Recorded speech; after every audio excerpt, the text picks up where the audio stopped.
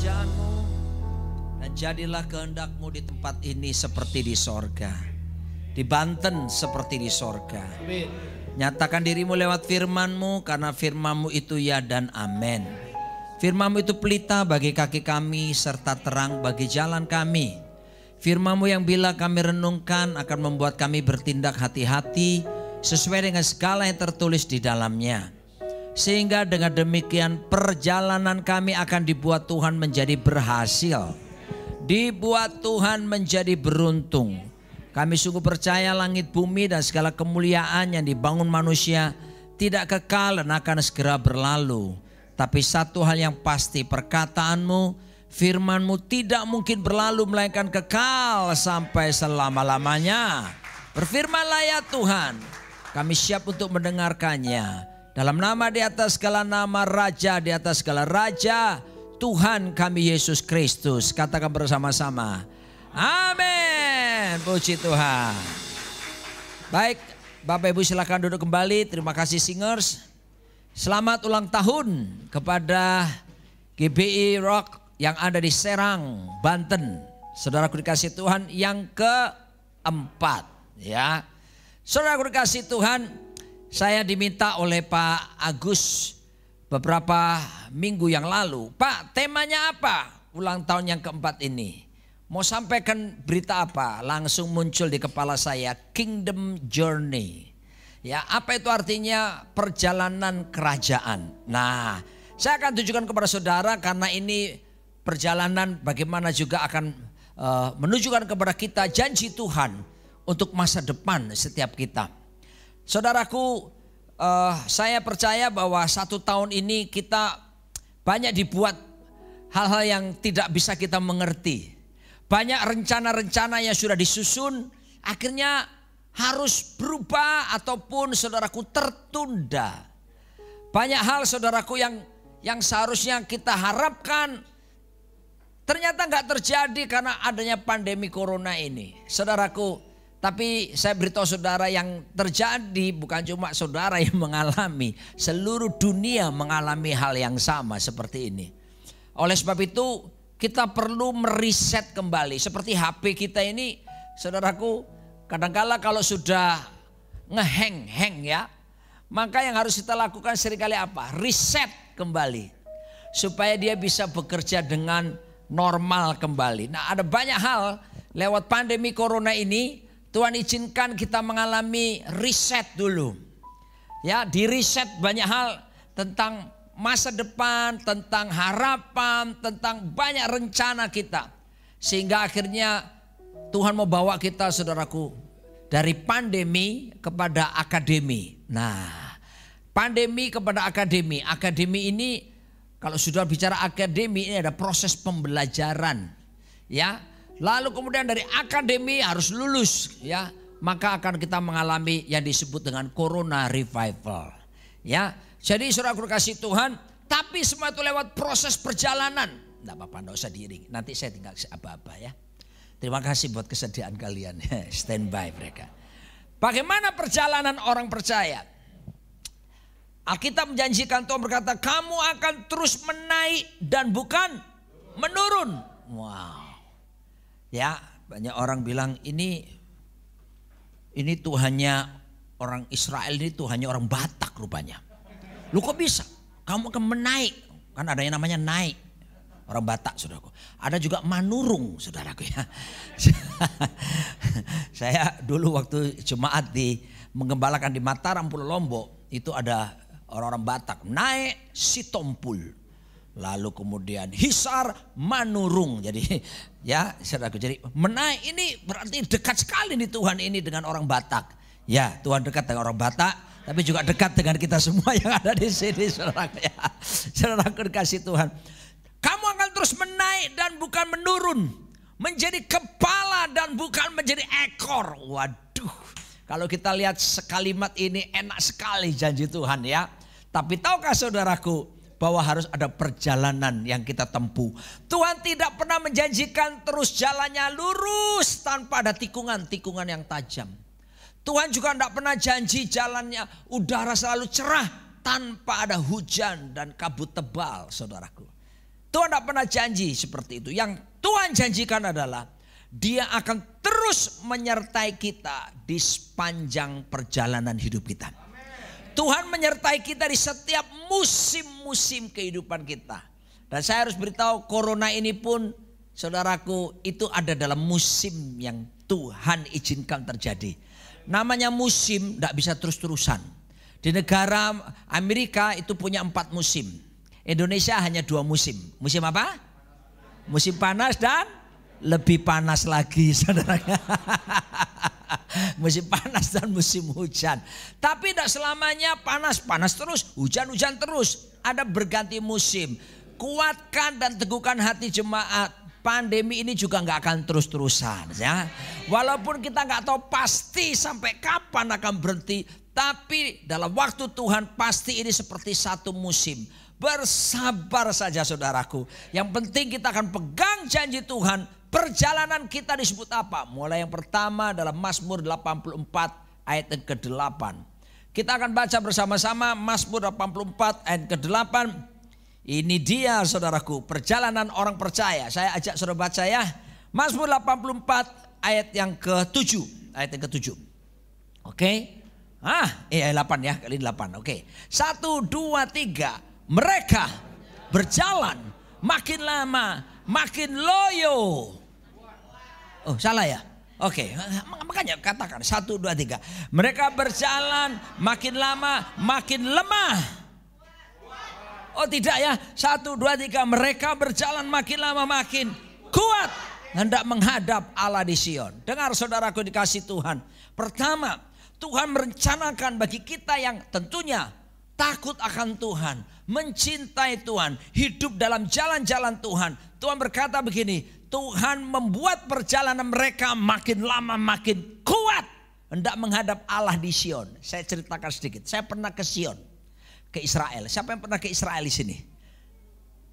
Cuma 1 orang bersama saya, yang lain belum. Jamaah Tuhan, lepaskan Tuhan, tolong Tuhan. Ya, berdoa 1 hari nanti ya. Haleluya. Saudaraku, dan puji Tuhan saya selama ini beberapa kali ke Israel juga tidak pernah bayar saudaraku ya. Dibayari orang semua gitu ya. Tuhan baik sekali. Tapi begini, namanya naik gunung itu tidak ada ceritanya siapa yang punya pengalaman naik gunung. Baru angkat tangan. Makin lama makin kuat atau capek? Capek lah ya. Dalam pengalaman saya waktu saya SMP dulu, saya sudah mendaki gunung di Jawa Timur namanya Gunung Penanggungan, ya. Enggak terlalu tinggi tapi untuk ukuran anak SMP sudah lumayan, ya. Saya pernah mendaki gunung yang tertinggi di Sulawesi Utara, Gunung Kelabat gitu ya. Karena mama saya orang Manado, jadi saya pernah tinggal di Manado juga. Saya pernah mendaki Gunung Bromo, ada tangganya, ya. Saya pernah mendaki gunung bahkan saudaraku Sinai di Mesir, ya, waktu tempat Musa menerima tabut perjanjian. Pengalaman mendaki gunung ya yang rendah maupun yang tinggi sekalipun, pengalamannya semakin naik saudaraku, semakin letih. Tapi ini aneh, Alkitab berkata, mereka berjalan makin lama makin kuat hendak menghadap Allah di Sion. Nah, saudaraku dikasih Tuhan, Sion di sini bukan cuma berbicara Sion dalam arti kata gunung biasa, bukit biasa, tapi Sion ini berbicara tentang kemuliaan hadirat Tuhan, saudaraku. Orang kalau hidup di dalam hadirat Tuhan, yang hatinya terpaut dan terhubung dengan Tuhan, perjalanan hidupnya dibuat makin lama makin kuat. Haleluya. Kata kuat di sini memakai bahasa Ibrani. Bahasa Ibrani yang dipakai adalah hayil. Kata hayil itu ternyata bukan cuma kuat saja artinya.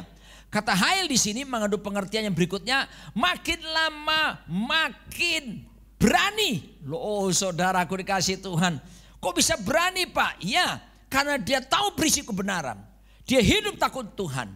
Dia mengikuti perintah-perintah Tuhan dalam hidupnya. Maka Tuhan akan menyingkirkan ketakutan-ketakutan. Termasuk ketakutan apa? Masa depan. Takut apa? Gak dapat jodoh. Takut apa? Takut banyak hal. Hari-hari ini saudaraku, tingkat kecemasan, ketakutan masa pandemi meningkat. Kak Seto itu psikolog anak yang terkenal itu. Kemarin bilang di televisi bahwa masa pandemi ini anak-anak mengalami depresi. Anak-anak loh ya. 34%. Anda bisa bayangkan ini serius sekali bukan? Tetapi saya beritahu kepada saudaraku, ini baru anak-anak, belum lagi orang-orang dewasa. Di Semarang peningkatan perceraian menjadi 300%. Di Bandung, di kota-kota besar. Kenapa saudaraku? Dan yang uniknya, yang banyak menuntut bercerai bukan suami tapi istri. Gara-gara apa? Suaminya kehilangan pekerjaan. Masalah ekonomi terbesar. Banyak orang tertekan, banyak orang stres. Tapi di balik semua yang terjadi saudaraku, kita punya iman, kita punya pengharapan di dalam Tuhan. Tuhan menjanjikan perjalanan kita makin lama makin kuat, makin berani. Karena apa saudaraku? Karena kita tahu bahwa pengharapan kita di dalam Tuhan tidak akan pernah mengecewakan. Saudaraku dikasih Tuhan, itu yang pertama, makin berani. Berani hidup benar, berani hidup suci, berani memegang perjanjian Tuhan dalam diri kita. Langit bumi akan berlalu tapi firman Tuhan tinggal tetap. Segala sesuatu akan digoncangkan. Tapi setiap mereka yang tinggal dalam kerajaan Allah, mereka tidak akan pernah tergoncangkan. Karena kerajaan Allah adalah kerajaan yang tidak tergoncangkan. Sekalipun kita mengalami proses-proses kehidupan. Saudaraku dikasih Tuhan, itu orang dewasa. Kena proses bilang amin saudaraku ya. Banyak orang gak mau prosesnya saudaraku ya. Aduh saudaraku maunya instan semua ya. Simsalabim abrakadabra. Wah ya, waktu saya masih kecil dulu ya, masih muda sekali, sekarang muda ya, dulu muda sekali. Ada film yang bapak-bapak seumuran saya kepala 5, I Dream of Jenny gitu ya. Filmnya gini. Nah, ada perempuan yang piung gitu ya. Pak ketawa nonton gak Pak ya? Atau karena ketawa ngeliatin saya gini. Saudaraku, I Dream of Jenny. Piung, lalu bisa magic munculkan sesuatu ya. Kepingin ini, tak tak, piung, piung. Wah, kepingin ikan apa namanya? Ikan sate ikannya Banten, tak tak, piung serang. Langsung piung gitu ya. Saudaraku dikasih Tuhan, gak bisa seperti itu. Semua harus kita lewati apa disebut dengan proses-proses kehidupan. Ya, dan nanti akan saya bicara soal proses kehidupan di akhir dari pemberitaan firman Tuhan. Tapi makin lama makin kuat, makin lama makin berani. Dan yang berikutnya saudaraku dalam terjemahan, aduh kalau saya ngomong ini saya khawatir saudara terjatuh dari kursi saudara. Tapi coba saudara pegang kursi masing-masing ya. Tuh, pegang aja, pegang gini ya. Pegang ya, suami pegang istrinya. Saya khawatir sudah jatuh kaget karena Alkitab bilang begini, bahasa aslinya hayil itu, mereka berjalan makin lama makin kuat, mereka berjalan makin lama makin berani, tapi juga mereka berjalan makin lama makin makmur. Senangnya kalau urusan makmur langsung tepuk tangan. Saudaraku dikasih Tuhan, tapi bukankah ini memberi pengharapan? Makmur di sini itu artinya ada keseimbangan saudaraku. Tubuh, jiwa dan roh. Ya, banyak orang secara luarnya dia bisa banyak hartanya, duitnya banyak, tapi nggak bahagia hidupnya. Aduh saudaraku, ya, ada orang saudaraku yang dikasih Tuhan, rohnya menyala-nyala. Waduh hebat ya, dia bisa melayani Tuhan. Tapi saudaraku hutang nggak selesai-selesai. Ada juga begitu, sembayangnya kenceng tapi hutangnya tidak bisa dibayar. Nah saudaraku, yang Tuhan inginkan ada keseimbangan roh, jiwa, tubuh saudara. Ngalami apa? Kemakmuran. Haleluya. Jangan berpikir makmur itu mesti kaya raya, enggak ya. Ya ada balance-nya, ada keseimbangannya. Saya tidak bicara tentang prosperity gospel, Injil kemakmuran. Tapi yang saya beritakan ada keseimbangan. Orang kalau hidupnya takut Tuhan, orang yang terhubung dengan kerajaan sorga, Tuhan menjanjikan makin lama makin diberkati oleh Tuhan. Oke, haleluya. Ya, saya evaluasi 1 tahun ini. Iya ya, dulu sebelum pandemi saya 1 bulan mesti terbang paling tidak 10 kali. 1 tahun bisa 100 lebih kali terbang Pak. ke sana sini ya, dalam luar negeri. Begitu pandemi saudaraku, apalagi kena COVID juga saya Maret tahun lalu saudaraku. Waduh saudaraku, otomatis kita nggak bisa bebas kan. Pernah Banten pun lockdown waktu itu ya. Dan apa yang terjadi? Aduh saudaraku, sudah nggak bisa terbang ke sana ke sini. Dan terus terang, penerimaan menurun. Betul-betul menurun saudaraku ya. Saya salah satu ketua di BPH, GBI Pusat Sinode. Saya ketua 7. Dan seringkali yang membidangi teologi dan juga diklat ya, pendidikan latihan. Dan ternyata pernah kami evaluasi di gereja Bethel Indonesia sendiri, seluruh Indonesia, kan dananya itu mereka mengambilkan perpuluhan ke sinode kan.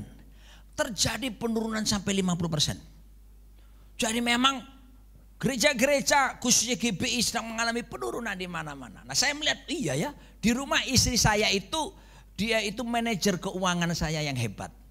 Kami punya budget, kami punya laporan keuangan keluarga tiap bulan sampai hari ini. Sudah hampir 29 tahun menikah, tiap bulan saya punya laporan keuangan.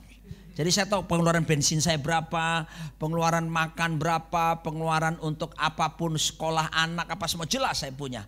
Dia bilang gini, kita pandemi ini mengalami penurunan loh. Oh ya? Ya, tapi anehnya penerimaan menurun, pengeluaran juga menurun. Arti maksud saya. Dan akibatnya saudaraku, sampai hari ini setahun lebih saudaraku, tidak pernah mengalami hutang 1 rupiah pun. Kenapa saudaraku? Itu loh. Tuhan kalau sudah berjanji dipelihara kita, dijadikan makmur roh, jiwa, tubuhnya saudaraku. Ya, dalam keseimbangan. Jangan meremehkan dengan kesehatan jiwa ya, mental ya. Itu pikiran, perasaan, kemauan. Itu saudaraku, Alkitab berkata dalam 3 Yohanes 1 ayat yang kedua, aku berdoa saudara-saudaraku, semoga keadaanmu baik-baik saja. Ya, kata baik-baik itu dalam bahasa Inggrisnya prosper, makmur, sama seperti jiwamu makmur. Loh, rupanya ini mematahkan pendapat para petugas-petugas medis. Medis berkata mensana in corpore sano. Dalam badan yang sehat terdapat jiwa yang sehat. Alkitab bilang sebaliknya, dalam jiwa yang sehat terdapat badan yang sehat. Jadi dalam ini penting sekali. Saya ajak saudaraku untuk tidak meremehkan kesehatan mental saudara. Kesehatan pikiran, perasaan, kemauan saudara. Karena kalau saudara sehat di dalam, itu berdampak kesehatan di luar. Dan Tuhan ingin kita ini diberkatinya. Balance imbang. Tubuh sehat, jiwa sehat, rohnya menyala-nyala. Orang Surabaya bilang otot kawat balung wesi keringet wedang jahe, itu Gatot Kaca saudara ya. Maksud saya gitu saudara ya. Berjalan makin lama makin kuat, makin berani, makin diberkati, makmur, dipelihara sama Tuhan. Yang kedua, perjalanan yang kedua yang Tuhan mau saudara alami. Yang kedua di dalam firman Tuhan dalam Yohanes 1 ayat yang ke-16. Yohanes 1 ayat 16, saya ajak ya kita baca sama-sama. 1, 2, 3. Karena dari kepenuhannya kita semua telah menerima apa? Kasih karunia demi kasih karunia. Perjalanan kita yang kedua. Dari anugerah yang satu kepada anugerah yang berikutnya. Wow. From grace to grace. Kata grace, kasih karunia itu bahasa Inggrisnya kan grace, G-R-A-C-E. G-nya itu apa? Gift, pemberian. Cuma-cuma, gratis. G-nya itu gratis. Anda ada anugerah, ada toko namanya anugerah. Saudara tidak bisa bilang, Bu beli barang ini 3, gratis kan? Kan namanya toko anugerah. Saudara ditangkap polisi. Jangan coba ya. Saudara aku dikasih Tuhan. Saudara juga tidak bisa beli boleh beli anugerah 20.000, enggak ada. Anugerah enggak dijual. Saking mahalnya saudaraku, sampai Tuhan bilang begini, ya sudah manusia enggak mungkin beli, saya kasih cuma-cuma. Makanya gift, pemberian atau gratis. R-nya redemption. Redemption itu penebusan. Karena anugerah kita ditebus. Saudara percaya oleh darah Yesus kita disucikan, dikuduskan, bukan usaha manusia kita. Yang ketiga hanya adalah akses. Akses itu jalan masuk, saudaraku ya. Untuk apa? Bisa ketemu Tuhan. Kalau tidak ada anugerah mati semua kita, saudara. Tuhan itu penuh kemuliaan. Api bersinar-sinar. Tapi karena anugerahnya kita bisa mengalami Tuhan. Kita bisa merasakan cintanya, memuji Tuhan. Bisa nangis, bisa ketawa, apa semua. Banyak hal yang kita merasakan kebaikan Tuhan. C-nya adalah karakter. Membuat kita menjadi orang yang punya karakter. Dan yang E-nya terakhir adalah eternal life. Eternal life itu hidup kekal disediakan bagi setiap kita. Amin saudaraku ya. Oke, grace. Dan Alkitab menyediakan. Yang pertama, dalam saya bacakan saja ya, karena masih banyak. Efesus yang kedua ayat 8. Sebab kasih karunia kamu diselamatkan oleh iman itu bukan hasil usahamu tapi pemberian Allah. Jadi yang pertama kita berjalan makin lama makin kuat. Yang kedua dari anugerah kepada anugerah. Anugerah yang diberikan pertama keselamatan, saving grace.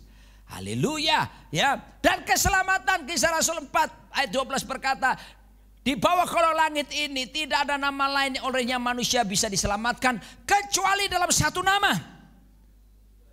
Siapa namanya? Yesus Kristus. Ada banyak jalan menuju Roma. Banyak jalan menuju Roma. Saya tahu lagunya Omai Rama itu saya. Saya tahu. Banyak jalan menuju Roma. Tapi cuma satu jalan menuju sorga. Hanya di dalam Yesus Kristus Tuhan. Amin. Sebab itu pastikan saudara sudah bertobat. Menerima Yesus sebagai Tuhan dan Juru Selamat secara pribadi. Ya, kita menerima anugerah keselamatan. Yang kedua, anugerah apa lagi? Roma 5 ayat yang kedua. Oleh Dia kita juga beroleh jalan masuk. Oleh iman kepada kasih karunia ini. Di dalam kasih karunia ini kita berdiri. Dan bermegah dalam pengharapan akan menerima kemuliaan Allah. Yang kedua standing grace. Anugerah teguh berdiri. Ini penting saudaraku ya.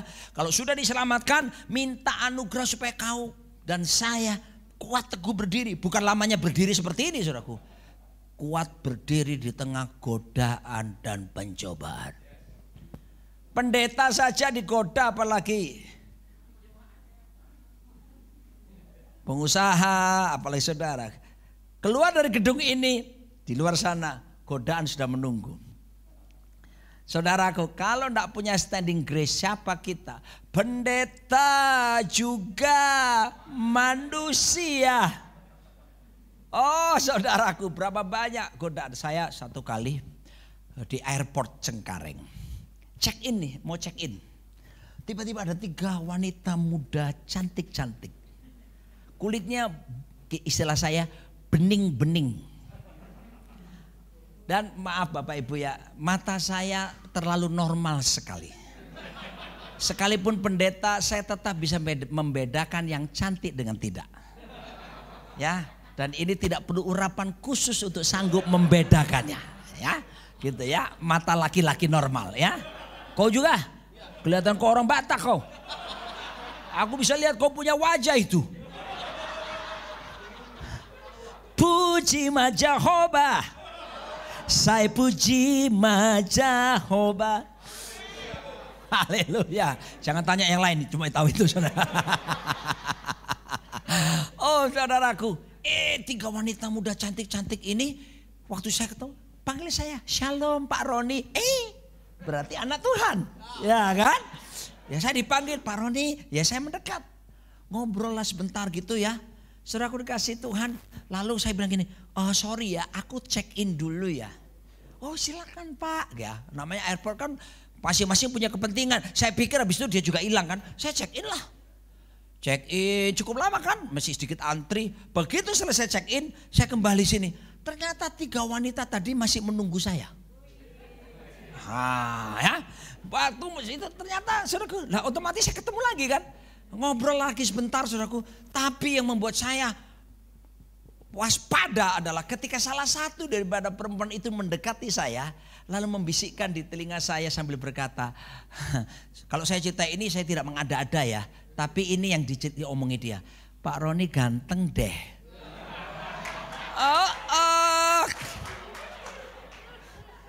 Ketinggian boleh tidak sampai 160. 158 cm.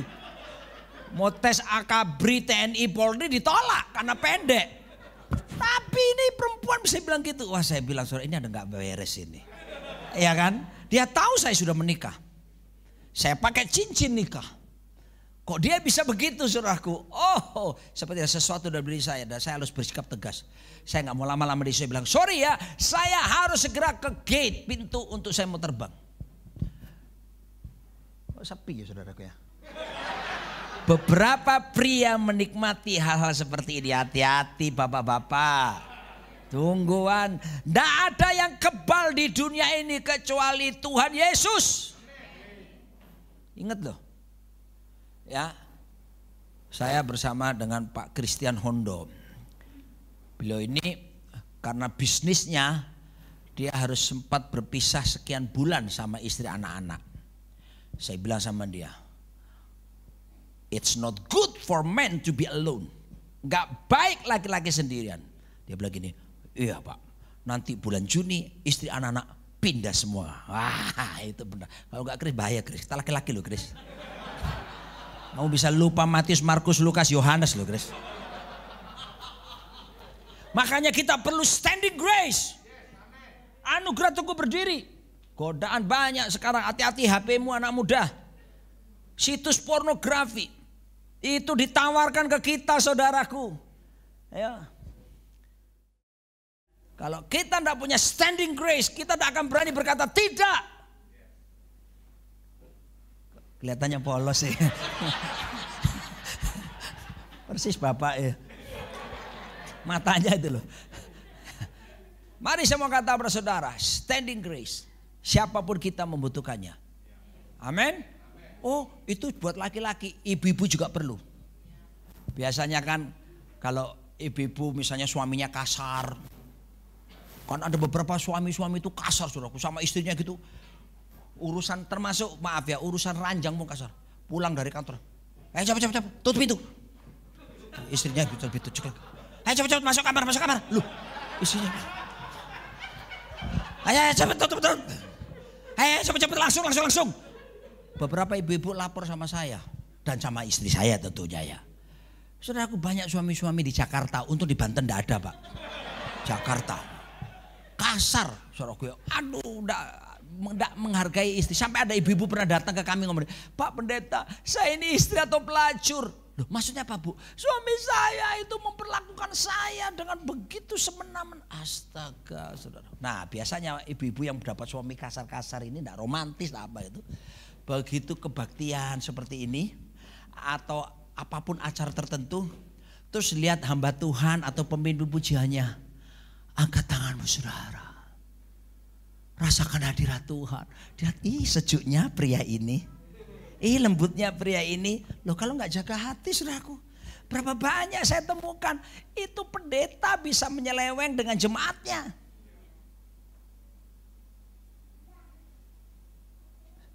Sepil. Waspada. Makanya perlu standing grace. Kita teguh berdiri. Berani berkata tidak kepada dosa. Kalau hitam katakan hitam. Kalau putih katakan putih. Jangan pernah dicampur jadi abu-abu. Anugerah yang ketiga yang Tuhan sediakan itulah namanya yang disebut dengan serving grace. Anugerah melayani. Ayatnya di mana? Saya bacakan saja ya. Secara cepat karena masih ada poin yang 400 poin lagi yang harus saya jelaskan kepada saudara supaya kita lapar langsung. Kan makan siang bersama ya Pak ya. Makan siang bersama. Lapo. Aduh.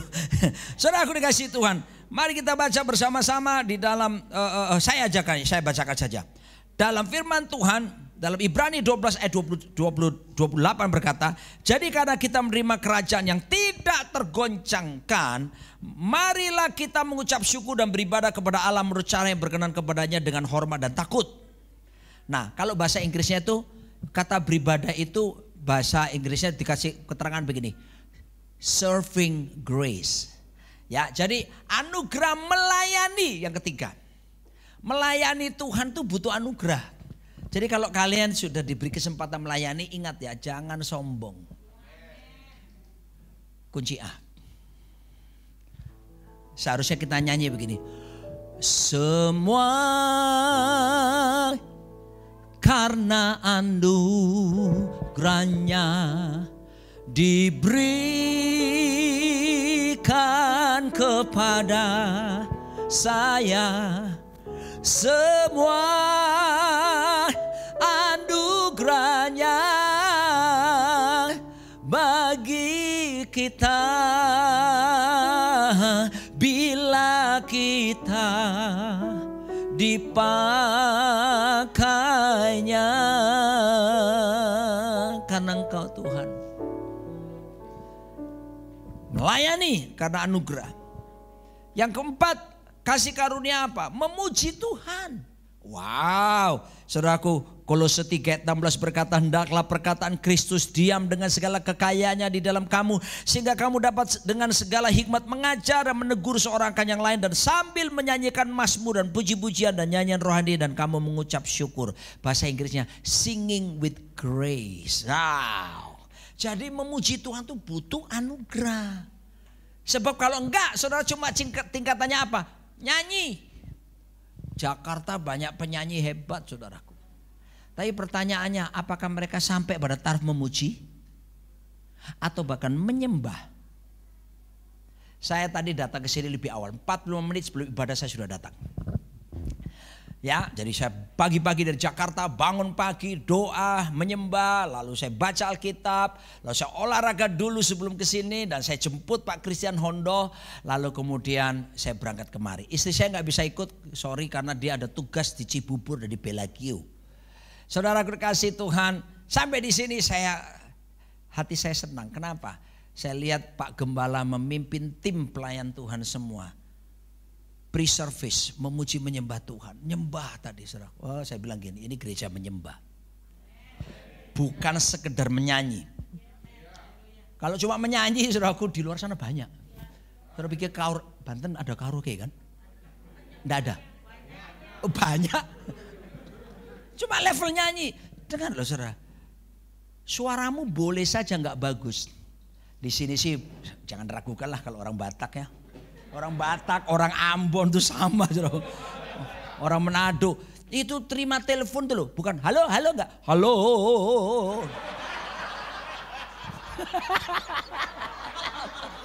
Waduh, orang Batak. Waduh, saudaraku. Astaga, saudaraku. Saya khotbah di Medan, saya khotbah di Batam, saya khotbah di Riau. Yang banyak orang Bataknya ya. Nyanyi gini ya. Saudaraku, itu suara mereka nyanyi itu suara 1, 2, 3 itu keluar. Jadi saya lihat ke belakang gini, waduh, Batak. Ya, nah, saya bersyukur gereja ini menyembah Tuhan. Jadi bukan karena suara saudara, mungkin suaramu, maaf bahasa Ibraninya, acempreng. Mungkin suara saudara maunya nyanyi nada dasar A tapi larinya C misalnya gitu ya.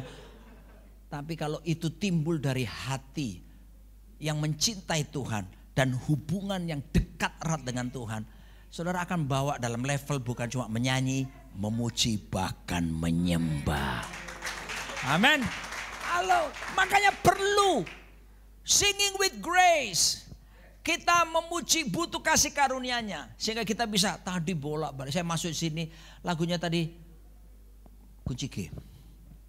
Kok jadinya kepingin nyanyi terus saya juga di sini. Pengurapan gembalanya, pengurapan menyembah, jadi menular. Ku bersyukur Bapa. Begitu saya masuk ruangan ini tadi langsung beliau mimpin lagu itu. Saudara ngerti bagaimana mengucap syukur menurut TNI dan Polri? Ada anggota di sini? Ada? Oh, kalau angkatan udara bilang begini, Tuhan kami berterima kasih setinggi-tingginya. Angkatan udara dia.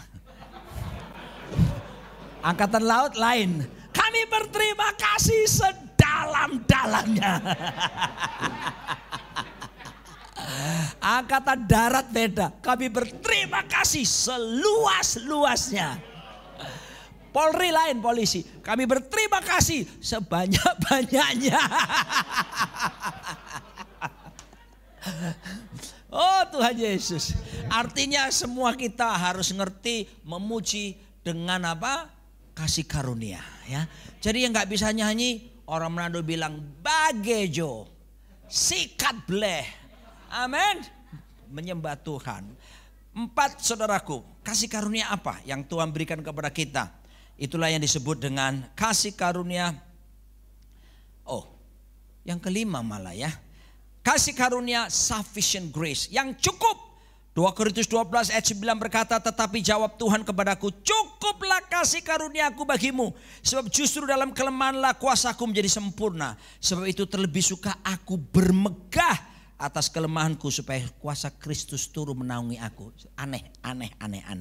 Anehnya gimana? Masa orang bermegah atas kelemahan?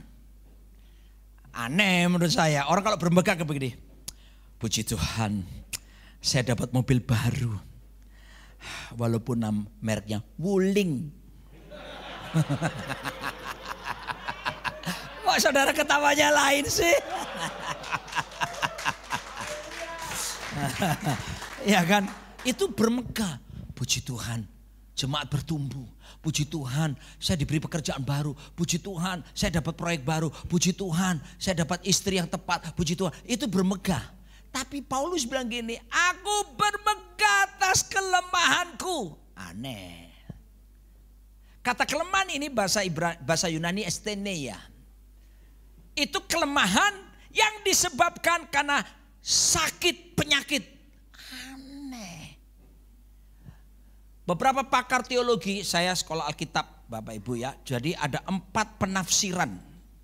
Sarjana-sarjana teologi itu digolongkan 4 besar. Yang pertama, dibilang Rasul Paulus itu sakit, matanya, penglihatannya terganggu, buram. Itu pertama. Penafsir kedua, mereka mengatakan bahwa Rasul Paulus kena penyakit ayan. Ketiga, Rasul Paulus kena penyakit jantung. Yang keempat, Rasul Paulus kena penyakit kanker. Apapun penafsiran sarjana-sarjana teologi, mereka menafsirkan sama, sakit. Saudara aku dikasih Tuhan, sampai Rasul Paulus berkata, aku berdoa supaya utusan iblis yang menggocoh tubuhku ini, 3 kali aku berdoa, pergi meninggalkan. Tapi Tuhan bilang gini, cukuplah kasih karuniaku bagi kamu. Sebab justru dalam kelemahanmu, kuasaku menjadi sempurna. Saudara aku dikasih Tuhan, ini. Artinya apa? Belajarlah di semua situasi hidupmu, di semua musim kehidupanmu. Saya beritahu kepada saudara, Tuhan tetap menyediakan anugerahnya bagi setiap kita. Anugerahnya cukup bagi kita. Kata anugerah dalam bahasa Yunaninya charis. Kata charis itu artinya God's ability. Kemampuan Tuhan yang diberikan kepada kita. Untuk apa? Untuk kita bisa taat melakukan kebenaran firman Tuhan. Makanya kasih karunia dan kebenaran harus balance, seimbang. Saudaraku, kalau tidak pincang. Sebab itu kita butuh anugerah supaya apa? Bisa melakukan firman. Saudara, saya mau beritahu, tanpa anugerah kamu tidak bisa melakukan firman Tuhan dengan baik. Sepi lah. Malam kudus, sunyi senyap. Kita butuh anugerah. Kalau ada di sini Anda sedang mengalami sakit, kita tetap percaya oleh bilu-bilu Yesus Kristus kita disembuhkan. Kalau ada yang mengalami kelemahan-kelemahan apapun, saya tetap mau berkata kepada saudara, jangan menyalahkan Tuhan. Jangan kecewa sama Tuhan. Tuhan punya rencana indah dalam hidupmu. Kasih karunia-Nya, anugerahnya tetap cukup bagimu. Tidak ada mustahil bagi Tuhan. Tidak ada mustahil. Percayalah, di balik apapun yang kita alami, pasti ada maksud kemuliaan. Ada ungkapan bahasa Inggris berkata, the cross before the crown. Salib dulu baru mahkota. The thorn before the throne. Duri dulu baru ada tahta. Jadi kalau saudara memandang masalah, saudara punya pergumulan atau apapun yang saudaraku dalam proses Tuhan, jangan ditengking, Pak. Dalam nama Yesus. Saudaraku, ada kalanya Tuhan izinkan itu terjadi untuk membawa kita jadi lebih murni, lebih kudus, lebih dewasa, lebih matang dalam Tuhan. Dan dilatih kita untuk terus jadi orang yang rajin mengucap syukur di segala situasi yang ada. Our God is the God of the purpose. Tuhan kita adalah Tuhan yang bertujuan. Diizinkannya bahkan terjadi kesulitan, bahkan pandemi seperti ini, Tuhan tidak pernah kecolongan. Tuhan tahu pandemi ini hal yang tidak enak, tapi diizinkan terjadi. Bahkan atas kita bisa mengalami, bahkan pendeta seperti saya bisa ketularan, bisa terpapar. Semuanya ada maksud kebaikan dan kemuliaan Tuhan akan dinyatakan. Belajar untuk melihat rencana Tuhan jauh ke depan. Dan untuk tidak saudara sekedar melihat dalam perspektif jangka pendek kita, perspektif kemanusiaan kita. Tetap ada anugerah disediakan bagi setiap kita. Yang percaya katakan. Oleh sebab itu kuatkan, teguhkan hati saudara yang hari ini sedang dalam pergumulan berat. Saudaraku, dan saya ajak saudara ketika dalam pergumulan berat itu, tetap bersuka cita, kunci G, haleluya. Sambil berkata, bersyukurlah pada Tuhan, sebab Tuhan baik, bahwasanya untuk selamanya, kasih setianya. Bersyukurlah. Wow. Kalau Anda bersyukur, Anda sedang mengundang mujizat datang. Ada di sini keturunan Tionghoa. Beberapa orang, kalau sudah bersyukur, sudah ngomong sama mujizat.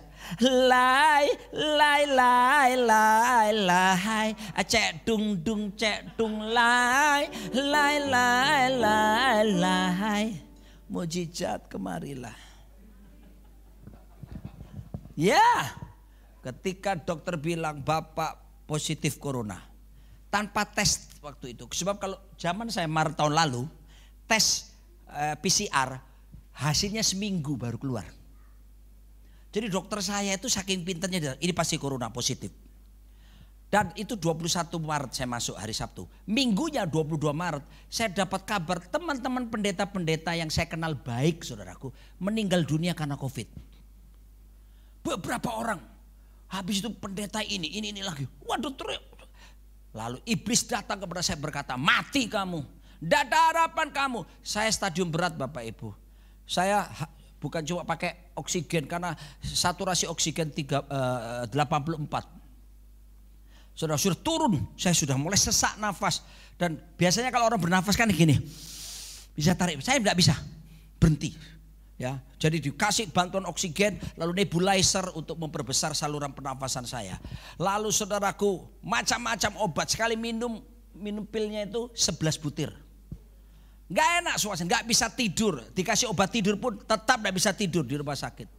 Wah, tersiksa, batuk berat, buang-buang air. Udah, itu pengalaman gak enak. Itu COVID itu kurang ajar. Saya berdoa jangan ada satu pun yang terpapar. Tetap protokol kesehatan dijaga ya. Oh saudaraku, tapi apa yang terjadi? Saya latih diri saya. Untuk apa? Di dalam pembaringan itu saudaraku. Lagu yang dinyanyikan gembala saudara tadi. Ku bersyukur Bapa. Atmosfer kamar langsung berubah saudaraku. Saya rasakan hadirat Tuhan. Badan masih panas 39 derajat, 1 sampai 2. Tinggi sekali. Ku bersyukur. Singkat cerita saudaraku. Kan saudara pernah gak aku sharingkan ini? Saya didatangi malaikat. Nah ini kan. Saya duduk saudaraku di kamar saya. Lantai 5 rumah sakit Mitra Keluarga Kelapa Gading. Saya lihat di sana mall Kelapa Gading. Dalam hati saya, Tuhan kepingin jalan-jalan ke sana Tuhan. Bosan di rumah sakit. Tahu-tahu ada orang tepuk pundak saya sebelah kiri. Christian belum denger ini. Saya noleh gini, tidak ada orang. Saya nggak ngeh. Apa ngeh ya? Itu bahasa Ibrani. Saya nggak ngeh. Saya lihat lagi keluar saudaraku. Datang lagi. disentuh 2 kali gini. Tepuk gini loh. Saya noleh enggak ada orang. Saya pikir suster yang biasa bawa obat-obatan yang sebelah butir itu. Enggak ada orang. Mungkin kita bertanya, apakah peristiwa ini ada di Alkitab? Ada, Pak. Kitab Kisah Rasul pasal 12 nanti baca di rumah. Rasul Petrus habis beritakan Injil, ditangkap pasukan Romawi, masuk penjara. Dibelenggu tangannya. Tengah malam Alkitab bilang, datanglah malaikat membangunkan Petrus dan menepuk pundaknya.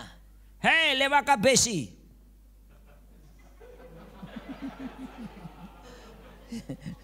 Ya, ditepuk saudaraku, bangun. Dan di situ tiba-tiba belenggunya terbuka. Bang! Kakinya terbuka. Pintu-pintu penjara yang dijaga 4 lapis tentara Romawi terbuka semua dan tidak ada satu tentara yang mengetahui Petrus keluar dengan malaikat. Petrus berpikir, kalau saya baca Kisah Rasul 12 sendiri ya, dia mimpi, tapi sampai di luar dia sadar, aduh kenyataan. Disitulah saya ngalami saudaraku. Setelah dipegang tadi, tiba-tiba panas saya turun. Normal. Lalu kemudian dokter tidak lama kemudian datang periksa saya. Dia berkata gini, Pak Roni, bagus sekali suhunya turun normal. Kalau 2 hari berturut-turut Bapak tetap normal, Bapak boleh pulang ke rumah. Singkat cerita, saya disembuhkan total oleh Tuhan dari COVID-19. 2 bulan lalu dokter ngajak saya makan. Dokter saya ini ngajak makan, banyak kesimpulan. Oh betul, aku sembuh COVID karena Tuhan. Hei, saya beritahu ya, Yesus Kristus tetap sama baik kemarin, sekarang, bahkan sampai selama-lamanya. Kalau dulu dia buat mujizat, hari ini Tuhan tetap sanggup melakukan mujizat. Tapi kalau kamu sedang dalam proses Tuhan, biarlah kamu berkata, datang kerajaanmu, jadi kehendakku. Proses aku supaya di dalam masa sulit ini Tuhan, jangan tengking kesulitannya. Berdoa begini, ajar aku lebih mengenal Engkau lebih dalam lagi. Itu doanya orang dewasa. Terakhir sekarang. Boleh ya, sedikit agak lama karena ulang tahun kan? Haleluya. Dan saya datang jauh-jauh saudara ya. Oke, biasanya saya 35 menit selesai. Tapi kali ini saya tambah jadi 45 menit. Boleh ya? Bapak kok juga orang Batak aku lihat ya. Kelihatan sekali. Betul-betul orang Batak di Serang ini apa namanya? Kental.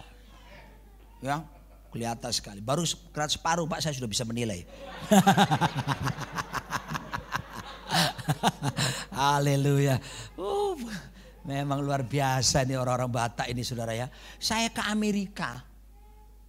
Di kota manapun saya ketemu orang Batak saudara. Aneh loh, saya pergi kemana-mana ke luar negeri saudara, ada saja.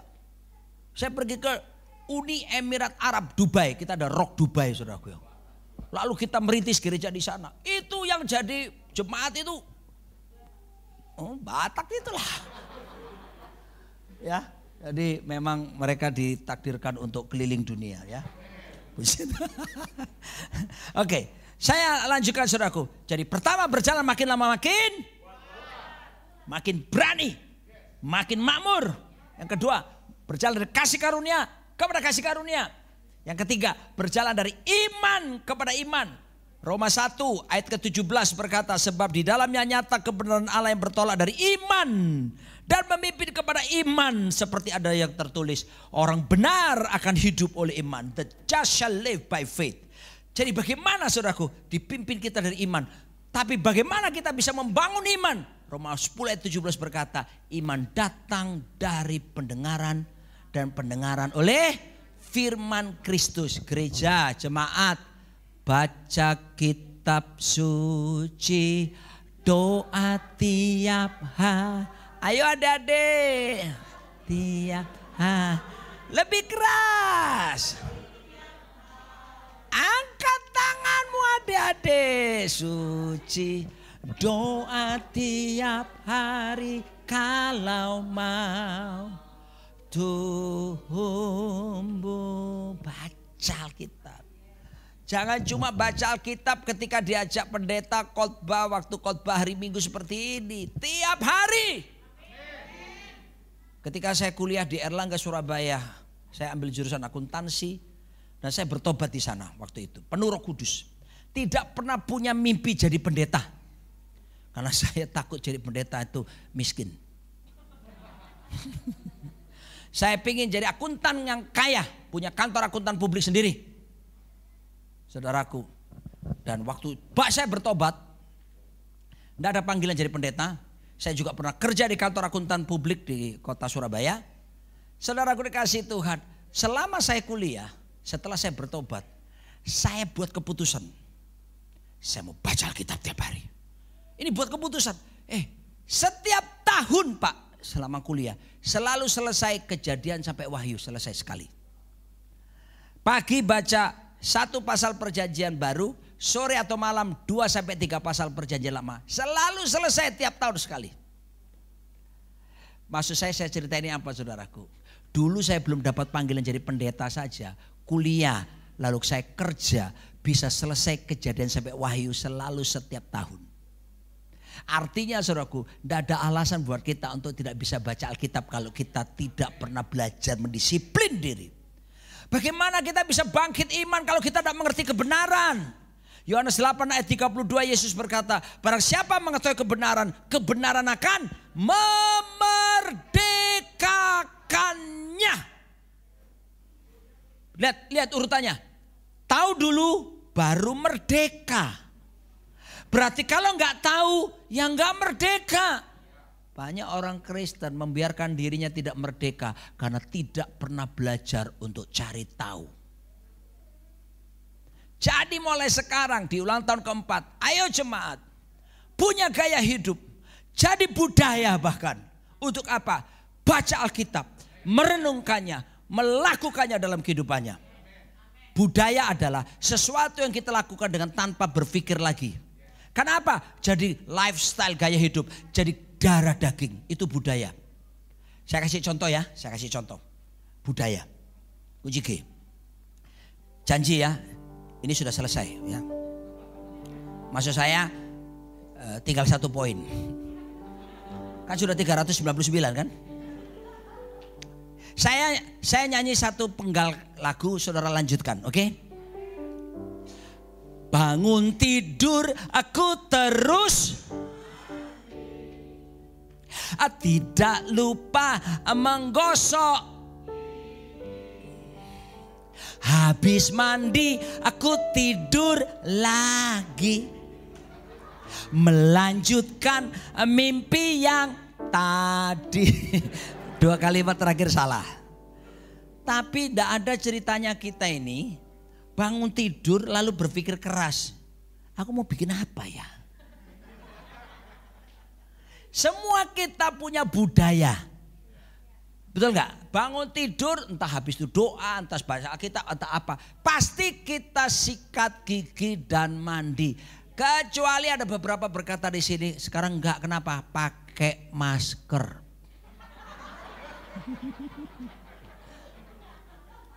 Ya kan? Saudara pasti tahu kan? Habis bangun tidur, sikat gigi, mandi. Enggak perlu mikir, itu tiap hari Pak. Kenapa? Sudah budaya. Dengar saudara.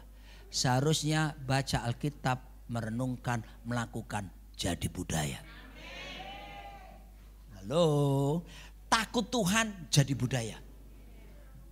Penyembah budaya. Hidup benar budaya. Tidak usah mikir nanti, ini boleh ya sama Tuhan ya, kira-kira ini dosa enggak? Karena sudah budaya hidup takut Tuhan.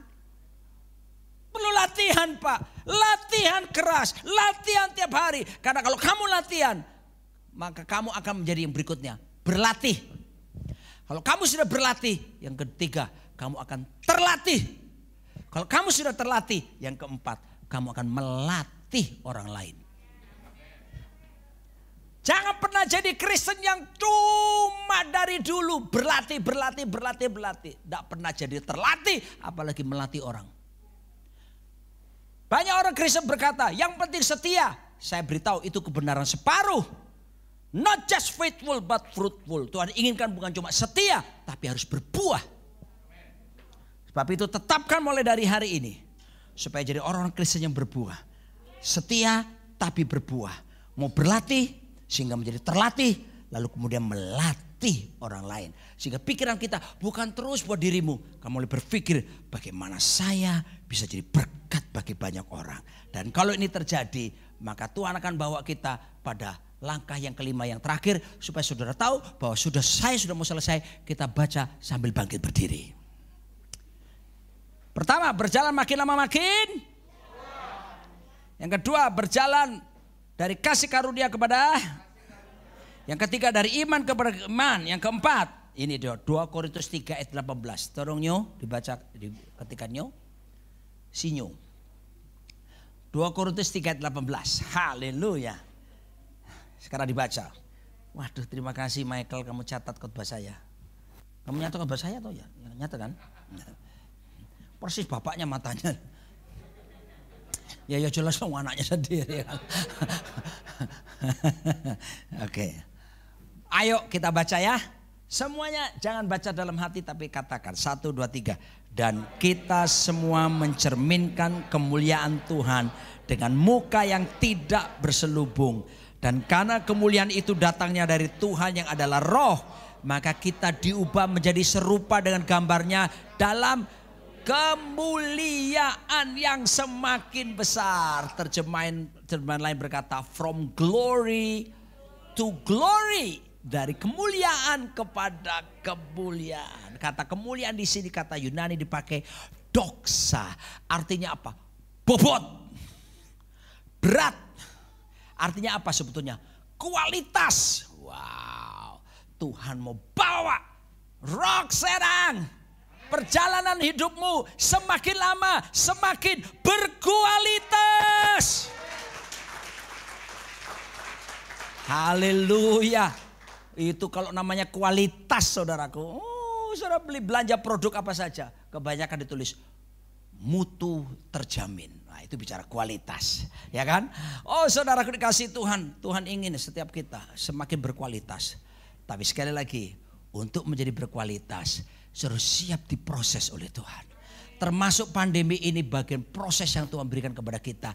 Kuatkan, teguhkan hati saudara. Saudara sudah tahu bahwa kita dibawa kemuliaan yang satu. Kemuliaan berikutnya semakin menjadi orang Kristen yang bukan biasa-biasa. Tapi orang Kristen yang berkualitas. Kasih tahu kiri kanan saudara sambil ngomong satu kata aja. Kualitas.